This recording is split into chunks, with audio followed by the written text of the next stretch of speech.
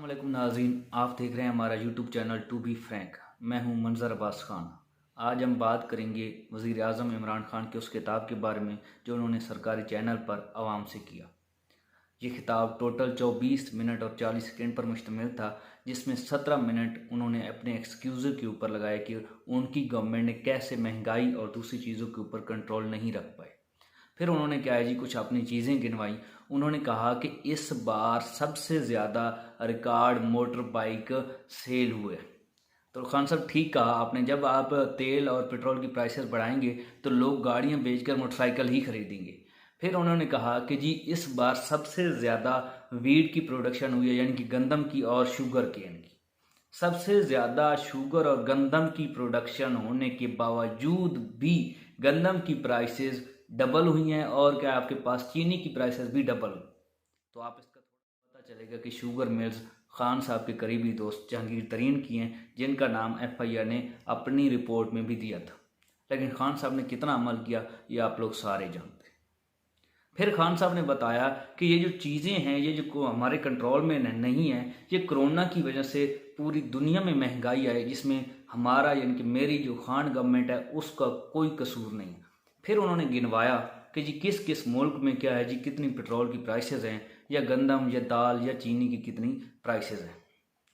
उन्होंने बताया कि जी वही पेट्रोल जो पाकिस्तान में 137.5 रुपये का मिलता है, वो पेट्रोल हिंदुस्तान में 250 रुपये का और बांग्लादेश में 200 का मिलता है। लेकिन उन्होंने ये नहीं बताया कि वहाँ एक आम बंदे की कितनी सैलरी है, पर डे उसकी कितने डेली वेजेस हैं। लेकिन ये क्यों बताते, ये बताते तो उनकी ये जो सारी बातें हैं इनका पोल खुल जाता। उन्होंने ये बताया कि जी दुनिया में नहीं, ब्लूमबर्ग की जी एक रिपोर्ट के मुताबिक 50% इन्फ्लेशन हुई है और पाकिस्तान में सिर्फ 9% इन्फ्लेशन हुई है। खान साहब कुछ खौफ करें कि जी 9% हुई है तो जी आपने कितने परसेंट लोगों की सैलरीज बढ़ाई? नहीं बढ़ाई होंगी। फिर आपने बताया कि जी मैंने निचले तबके को 12-12 हज़ार रुपए दिए सास प्रोग्राम के जरिए। वो सबको पता है कि कितने उस जो प्रोग्राम है कितना उसमें शफाफियत थी। चले छोड़े। फिर आज आपने एक नया ऐलान किया कि हम पैकेज ला रहे हैं। किन के लिए? उन 2 करोड़ आवाम के लिए जो क्या है जी पसमानदा है, गरीब है, उनके लिए हम क्या कर रहे हैं जी, पैकेज ला रहे हैं। पैकेज क्या है कि जी वो 120 अरब रुपए इन पसमानदा लोगों के ऊपर खर्च करेंगे। कैसे? कि जी 3 चीज़ें, आटा, दाल और घी के ऊपर क्या है जी वो सब्सिडी दी। कितनी सब्सिडी? 120 अरब की। और ये सब्सिडी हर एक बंदे, इन 2 करोड़ में से हर एक बंदे को क्या है जी 30% ये चीज़ें सस्ती मिलेंगी। क्या वाकई में मिलेंगी? क्या कोई ख़ास प्रोसीजर है कि गरीब को क्या है जी वो जो दाल क्या है जी 160 रुपए की मिल रही है वो अब 160 की नहीं 120 की मिलेगी? जैसे खान साहब ने कुछ दिन पहले बताया था कि जी पेट्रोल की जो प्राइसेस हैं एक गरीब या एक मजदूर के लिए हम कम कर रहे हैं।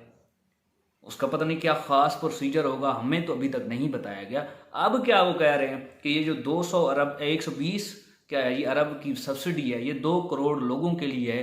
और क्या है कि जी उनके लिए दाल, आटा और घी की प्राइसेस 30% आम जो आपके पास जो प्राइसेस हैं उनसे कम मिलेगी।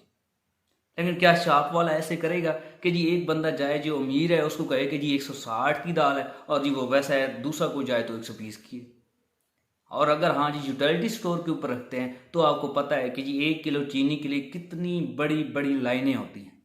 तो यूटिलिटी स्टोर वाले भी क्या पूछेंगे कि आपका नाम उस सर्वे में है जिसमें दो करोड़ लोगों के जीस पसमानदा होने का जिक्र है। लेकिन पता नहीं, खैर है, खान साहब ने ये ऐलान कर दिया कि 6 मंथ के लिए ये हम सब्सिडी दे रहे हैं 2 करोड़ लोगों के लिए कि उनको ये 30% प्राइसेस कम मिलेंगी। मीन ये है कि कोई अगर चीज़ 100 की है तो वो 70 रुपए की मिलेगी। लेकिन इसका प्रोसीजर क्या होगा ये खान साहब ने नहीं बताया। फिर वही आपको पता है रिवायती तकरीर, जैसे आपको पता है कि लोग पहले बेताब होते थे खान साहब की तकरीर सुनने के लिए, अब ऐसा नहीं है। क्योंकि खान साहब वही चीज़ें बार बार दोहराते हैं। अपनी तकरीर में शौकत खानम और वर्ल्ड कप का जिक्र ना हो तो खान साहब की तकरीर उसे आप नहीं कह सकते। इस बार फिर शौकत खानम का जिक्र किया, हेल्थ कार्ड का जिक्र हो रहा था तो खान साहब क्यों ना शौकत खानम का जिक्र करते चले। फिर उन्होंने वही जिक्र किया कि जब तक वो क्या है जी पिछली हुकूमतों का जिक्र ना करें उनकी वो तकरीर कंप्लीट नहीं होती। फिर उन्होंने नवाज शरीफ और जरदारी को मशवरा दिया कि आप अपनी आधी आधी दौलत जमा करवा दें, मैं कीमतें आधी कर दूँ। तो अगर वो जमा करवा सकते हैं तो फिर अलीम खान, जहांगीर तरीन और जो बाकी आपके आसपास के लोग हैं उनसे भी कहें कि वो भी जमा करवाएं। लेकिन पता है ये जो इंसाफ है, ये जो एहतसाब है, ये सब दूसरों के लिए है, अपोजिशन के लिए है, गवर्नमेंट के लिए नहीं है। Stay blessed. अल्लाह।